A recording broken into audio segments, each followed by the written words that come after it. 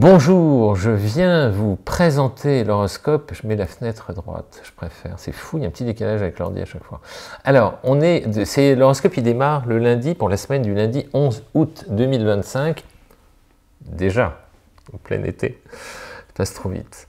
Alors, on va regarder les mouvements des planètes cette semaine. Il y a des choses intéressantes. Une qui, je pense, va tous nous faire plaisir. C'est le fait que dès lundi, Mercure, planète de la communication, des échanges, de l'adaptation aux situations, des éléments qui parfois peuvent fluidifier ou à l'inverse contrarier ce à quoi on est confronté. Mercure qui était ce qu'on appelle en marche rétrograde, donc qui cassait un peu les pieds d'un certain nombre d'entre nous, eh bien redémarre, reprend sa marche directe, repart dans le bon sens ce lundi 8 août à 7h31, donc le matin du lundi, donc plus l'heure d'été, plus l'heure de Greenwich, ça fait 9h31. Eh bien, la semaine démarre bien à partir de 9h31, voilà, parce que tout ce qui était, enfin une bonne partie de ce qui était resté bloqué, coincé, entravé, ralenti, qui faisait l'objet d'obstruction, de retard, d'attente, de blocage, va reprendre son cycle, doucement mais sûrement, et je préfère bien évidemment quand les planètes sont en marche directe plutôt que quand elles sont en marche rétrograde, là où il y a en général un ralentissement. Alors quand c'est des planètes positives, on préfère les avoir en marche directe. Lorsqu'on sont des planètes anxiogènes, genre Saturne, Pluton, tout ça, il arrive qu'on préfère les avoir en marche rétrograde parce qu'on a une zone un peu de paix. Voilà. Alors ça tombe bien, il y en a beaucoup qui sont en marche rétrograde. Justement, Saturne, il est encore rétrograde, Pluton, il est encore rétrograde, Neptune, encore rétrograde. Voilà, les trois plus problématiques parfois sont en vacances, on va les appeler comme ça. Allez, dans l'ordre. Soleil, 19 degrés du Lion à partir de ce lundi. Donc on est dans la jonction deuxième, troisième décan pour mes lions. Ça apporte une très belle énergie pour mes signes de feu. En Lion, on sait que le soleil est éminemment puissant, le soleil. Donc très belle énergie, vitalité, assurance, fluidité relationnelle, force de conviction et toutes ces bonnes énergies-là. Point trop d'infos. Excellent donc pour mes béliers, mes lions, mes sagittaires, et les deux signes qui sont à 60 degrés, ce qu'on appelle en sextile, mes gémeaux et mes balances. Vous 5, tout va bien, et bon anniversaire, mes lions, troisième décan, au passage. Voilà. Bien évidemment, lorsque le soleil est en lion, il fatigue un tout petit peu, il agace, les énergies sont un peu comme ça. Je crois que c'est une opposition pour mes verseaux. Quand c'est deuxième, troisième décan, là, taureau, scorpion et verseau, bon, c'est une petite semaine où il faut faire attention aux frictions, il faut être un peu élastique, un peu diplomate, un peu souple, puis on laisse passer, c'est pas grave. Voilà. Il faut vraiment être arrangeant quand le soleil forme des angles un peu tendus. Ça, c'est pour le soleil. Mercure, je vous en parlais. Il redémarre lundi, c'est une bonne nouvelle. Il redémarre à 4 degrés du Lion, donc il réapporte... Attends, vous allez me dire, c'est encore les mêmes. Ben oui, le Soleil et Mercure sont tous les deux en Lion, donc c'est le même secteur, donc ça touche les mêmes profils. Donc très bon pour la communication, la solution de beaucoup de choses face auxquelles on va essayer de trouver des solutions un peu plus fines. Hein, c'est le boulot de Mercure, ça, de s'adapter, de trouver l'angle. L'angle de discussion, l'angle de réaction, l'angle de solution, la créativité qui va avec, l'interaction aussi, c'est l'idée. Parfois, on peut avoir autour de soi des profils qui ne demandent qu'à nous donner un petit coup de main, y voir plus clair. Ne serait-ce qu'une discussion, parfois, ça permet de faire émerger des solutions toutes simples auxquelles on n'avait pas pensé quand on était le nez dans le guidon avec une idée sur laquelle on peut se figer. Donc, très bon Mercure pour mes lions, mes béliers, mes sagittaires, les mêmes, hein, c'est ce qu'on disait. Également, très bon pour le même jeu des aspects heureux pour mes gémeaux et mes balances. Et puis, comme c'est au premier décan du Lion, après c'est dégressif pour les autres bien sûr, premier décan Scorpion, premier décan Verseau, premier décan Taureau, ben, au niveau du verbe, soyez un tout petit peu vigilant. Hein. Si vous sentez que ça coince, ben, là encore une fois, moi j'ai une technique que je vais partager de bon cœur avec vous. Lorsqu'on dit quelque chose qui ne rentre pas spontanément dans mon oreille comme du bon sens ou un truc logique ou évident, moi je suis une vierge, j'aime bien la logique, je dis ben, c'est un point de vue. Ouais. En fait ça déstabilise l'interlocuteur. Je dis oui, tout est possible. Tout est possible, j'adore ce truc, cette expression, elle est passe-partout, c'est un point de vue et tout est possible. Voilà, ça c'est mes réponses quand les informations qui m'arrivent sont pas naturellement susceptibles de rentrer dans mon oreille comme des choses naturelles. Voilà l'idée. Voilà. Vous me direz si vous testez. Avec moi, ça marche pas trop mal. Avec le sourire, ça passe encore mieux. Beaucoup de choses passent avec le sourire, j'ai remarqué ça.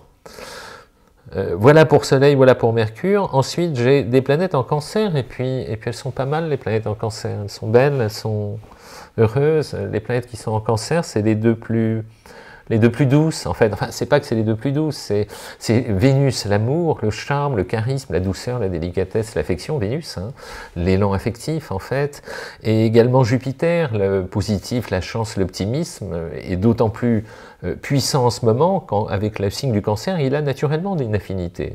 Voilà, les planètes ont des endroits où elles sont plus fortes qu'à d'autres endroits, c'est comme ça. Par exemple, si je vous dis que le Soleil est plus fort en Lion, vous allez me dire, mais Jean-Yves, c'est du bon sens.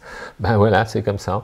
Eh bien, Jupiter, planète de la chance, elle est belle en Sagittaire, mais elle est belle, presque aussi belle en Cancer, et aussi en Poisson, mais ça, c'est une autre histoire. Donc, en Cancer, magnifique, donc on peut déployer une énergie d'expansion, hein. Après, tout dépend ce qu'on a à faire évoluer de façon positive, hein, c'est toujours multifactoriel, encore une parade. Bon, donc Vénus conjoint, collé avec Jupiter, les deux dans le même axe, ça c'est lundi, mardi, hein, donc très très bon. Cette conjonction Vénus à 13 degrés Cancer, Jupiter à 14 lundi, mais comme Vénus fait 1 degré par jour, donc mardi, on est pile en cœur de cible, et puis il y a ce qu'on appelle une orbe d'influence qui s'étend sur une bonne semaine en amont, en aval, donc on est déjà dans l'influence. Donc très positif, Vénus l'amour, Jupiter la chance, voilà, vous le prenez dans le sens que vous voulez, celui que vous préférez, celui qui vous arrange. Très belle conjonction, vraiment magnifique, deux belles planètes douces qui se rassemblent. Donc là, pour le coup, on change de registre, vous allez voir que tout le monde va être content. Donc cette conjonction de l'amour, de la chance, du positif, de la bonne humeur, de toutes ces bonnes énergies, j'appelle ça le syndrome Gontran, moi, un beau Jupiter dans un thème. C'est Gontran, quand j'étais enfant, ben ouais, j'ai connu, moi, Picsou, Donald, des trucs comme ça, et Donald, il avait un cousin qui s'appelle Gontran. Et Gontran, c'est le chanceux, autant Donald, c'est le poissard, avec des katas, autant Gontran, il soulevait un caillou, il y avait un billet en dessous, c'était merveilleux de voir ça. Et ça, c'est Jupiter, pour moi, dans mon psychisme, c'est cette hypothèse qui permet d'optimiser, voir le bon côté, essayer de trouver des solutions, être arrangeant, entreprenant, positif surtout, positif, voilà. Et Jupiter encourage ça, donc ça a cette incidence, c'est métaphorique, hein, mais ça, cette résonance-là dans mon esprit. Donc très très beau Jupiter en Cancer, Vénus aussi, très bon, période très heureuse au niveau des relationnels, de l'affect, des protections potentielles, des échos bienveillants, de la générosité, pour, attention, mes cancers, mes scorpions, mes poissons, mes taureaux et mes vierges. Conjonction avec le Cancer, 2 trigones, 120 degrés, très protecteurs avec mes poissons, mes scorpions, 2 sextiles, presque aussi protecteurs, mais très bons quand même, hein, avec mes taureaux et mes vierges, 60 degrés en amont, en aval, toujours la même histoire, les angles heureux, conjonction, sextile, trigone. Voilà pour cette magnifique conjonction Vénus-Jupiter, je n'en ferai pas plus, j'ai jamais une dose costaude. Après, il y a Mars, ma planète rouge. Pouf, Mars est en balance cette semaine. Bon, alors c'est vrai, ce qui nous remonte le moral, c'est de savoir que par exemple, Lech Walesa, Nelson Mandela avait un Mars en balance. Voilà.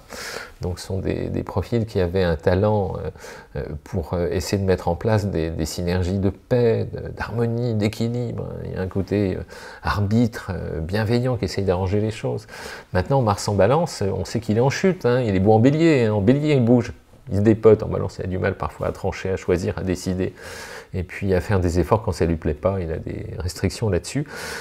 Mais il n'empêche qu'il est là, et quand il est en balance, c'est un signe d'air, et comme toutes les planètes qui arrivent dans des signes d'air, elles veulent du bien aux autres signes d'air. Voilà, à commencer par mes balances, où vous allez retrouver un peu de pêche et d'énergie, ça va vous faire du bien, ça va vous faire bouger, remuer, vous prendre en main, c'est pas mal. Et dans tous les cas, c'est pour le coup, parce que c'est un trigone bien plus positif encore pour mes Verseaux et mes Gémeaux, c'est le moment de retrousser les manches pour mes Gémeaux, mes Verseaux et mes Balances.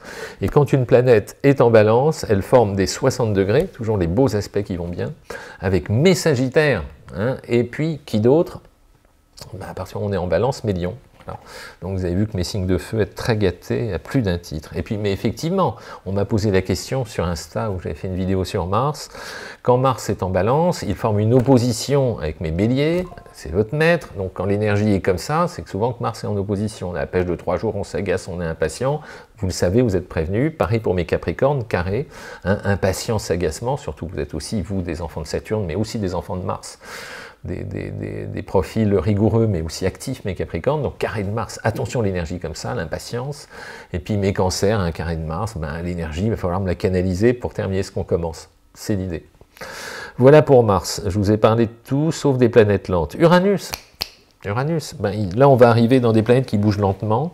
Ce que j'apprécie actuellement dans le ciel, c'est que 4 planètes lentes incarnées par Saturne, Neptune, Uranus et Pluton forment entre elles, en ce moment, des aspects harmonieux. Et quand on fait de l'astrologie mondiale, moi ce n'est pas ma spécialité du tout, hein, c'est trop multifactoriel. André Barbeau nous avait fait un ou deux, même presque 3 ouvrages, je crois que je dois les avoir en bibliothèque, où il parle de ça avec bien plus de talent que je ne saurais le faire, mais c'était son truc. Hein. Mais en astrologie mondiale, j'ai retenu ça, lorsque les planètes lentes sont plutôt heureuses, on est plutôt dans des phases d'accalmie collective. Vous voyez, j'ai par exemple Pluton qui est en début Verseau. Il forme 60 degrés sextile avec Saturne début Bélier, lui-même collé avec Neptune début Bélier. Ces deux-là forment 60 degrés avec Uranus début Gémeaux. Et pour la cerise sur le gâteau, Uranus début Gémeaux forme donc un trigone avec Pluton début Verseau.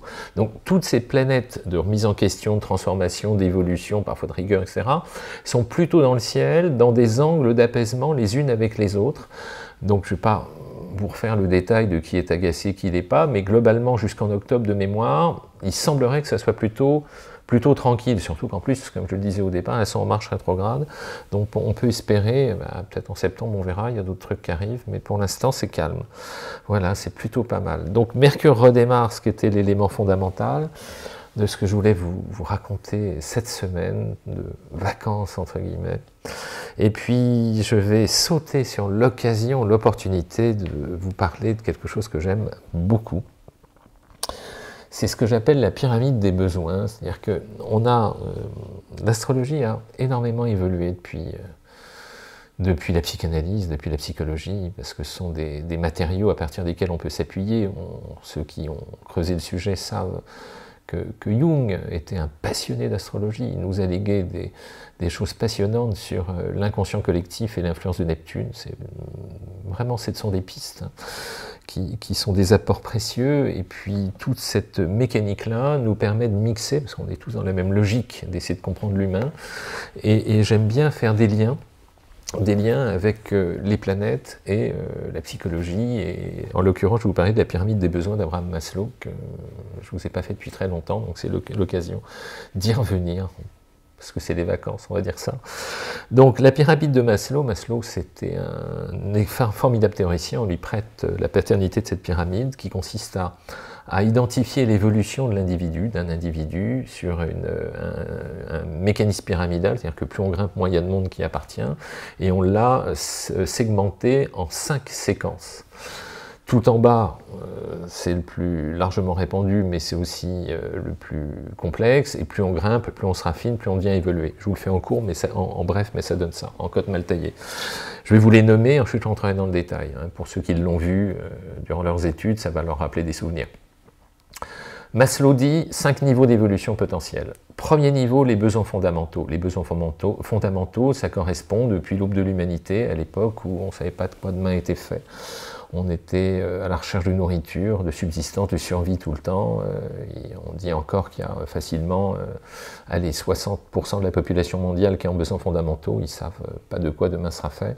Ils sont en situation de danger, de précarité, de tension. Et on a remarqué que quand quelqu'un est en besoins fondamentaux, j'avais même rencontré un commercial qui était encore en besoins fondamentaux. Il gagnait très très bien sa vie, mais il dépensait 2 fois ce qu'il gagnait, ce qui fait qu'il était sans arrêt en avidité à gagner, et il était en besoins fondamentaux dans son système de pensée, c'était vraiment...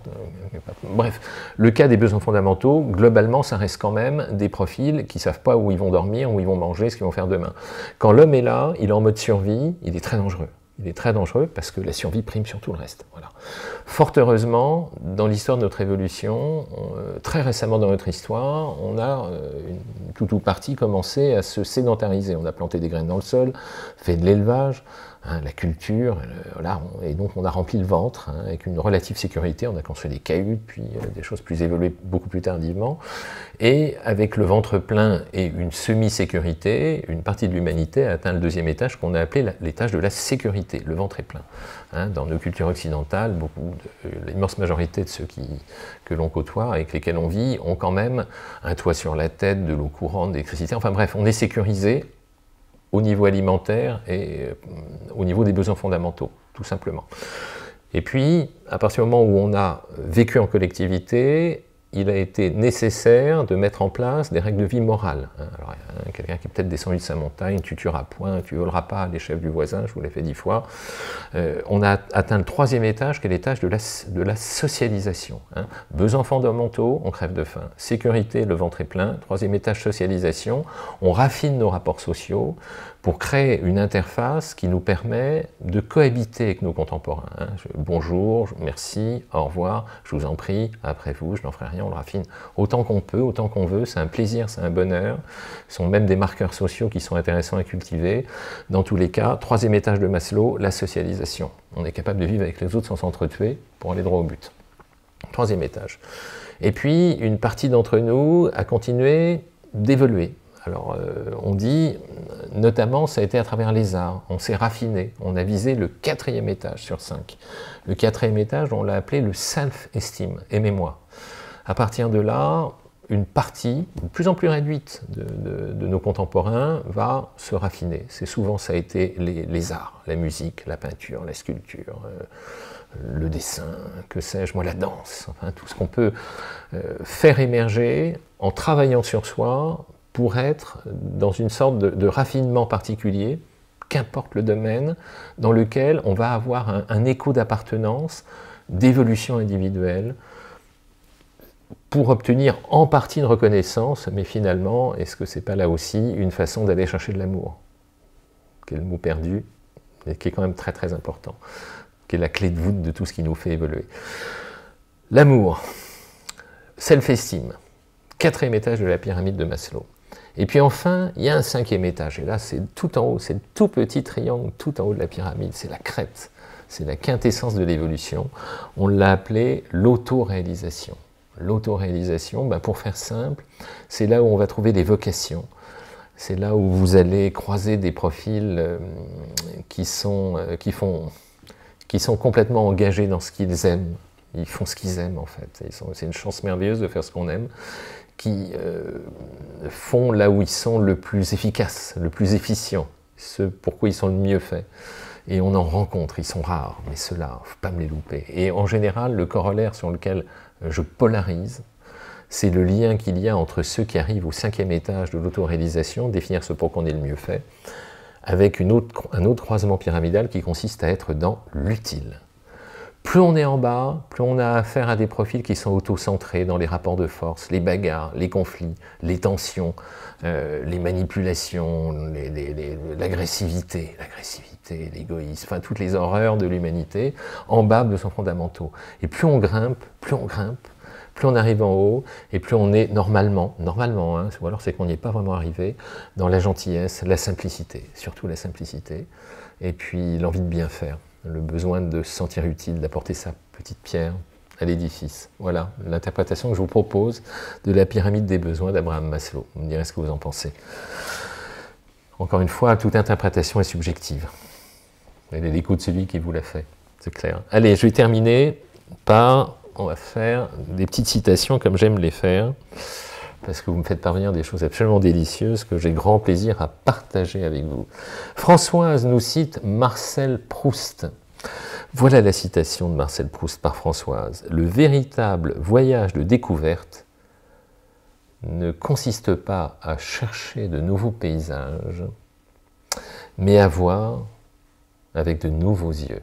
Je la trouve très belle. Le véritable voyage de découverte ne consiste pas à chercher de nouveaux paysages, mais à voir avec de nouveaux yeux. Belle, hein? Allez, une autre. Alors, c'est un pseudo qui était avec cette citation, Totem Pégase, qui se reconnaîtra. Je n'ai pas votre prénom, mais j'ai votre pseudo. Une citation de Jung, Carl Gustav Jung, toujours très intéressant Jung. Alors, voilà que dit-elle. Votre vision devient claire lorsque vous pensez regarder avec le cœur. Ça, j'y crois très fort, moi. Votre vision devient claire lorsque vous pensez regarder avec le cœur. Celui qui regarde à l'extérieur de soi ne fait que rêver. Celui qui regarde en soi s'éveille. Jung. Pas mal, hein? Et enfin, une dernière d'Agnès. Agnès nous cite Confucius. Le ciel a donné à chaque homme une étoile, à chacun de la faire briller. Confucius par Agnès. Le ciel a donné à chaque homme une étoile, à chacun de la faire briller. Pas mal, hein? Ça rentre complètement dans mes credos. Allez, merci pour vos adorables commentaires, votre fidélité, votre gentillesse, les adorables citations que vous me faites parvenir.